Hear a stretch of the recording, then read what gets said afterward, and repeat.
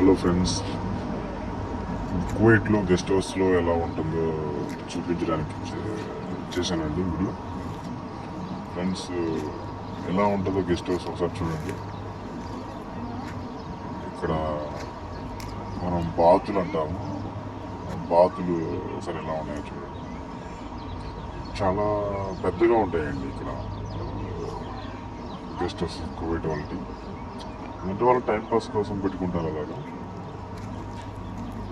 చూడండి, అలాగే వెళ్తాను, దగ్గరికి వెళ్తాను, దగ్గరికి వెళ్ళి చూపిస్తాను.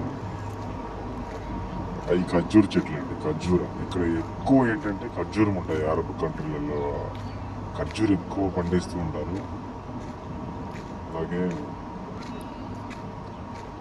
అక్కడ మేకలు, అక్కడ బాతులు, అక్కడ మళ్ళీ లోపల గొర్రెలు అలా ఉంటాయి.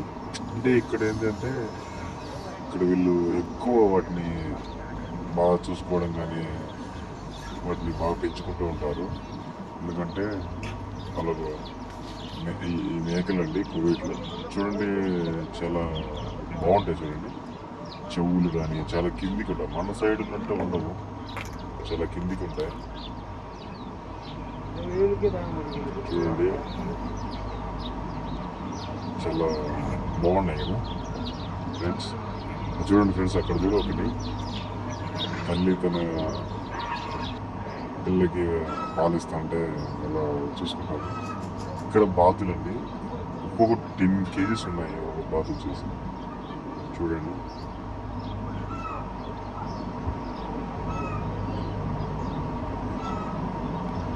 చూడండి ఎలా ఉంది.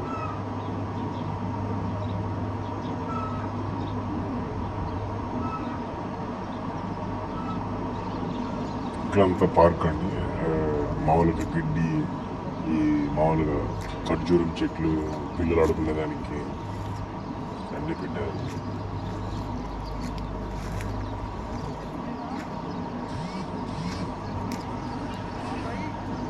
సేమ్ మళ్ళీ ఇక్కడ బాతులు అన్నీ ఉన్నాయి.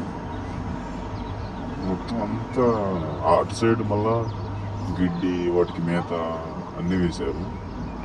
ఇదే అండి, ఇక్కడ ఎలా ఉంటాయి గెస్ట్ హౌస్లలో కువైట్లో, ఎలా ఉంటాయి కువైట్ వాళ్ళకి.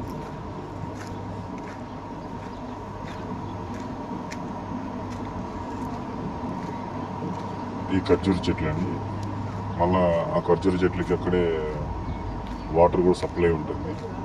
పనిచేసే వాళ్ళు ఆటోమేటిక్గా వాల్స్ అని ఉంటాయి, అక్కడ నీళ్ళు పెట్టేసుకుంటూ ఉంటారు.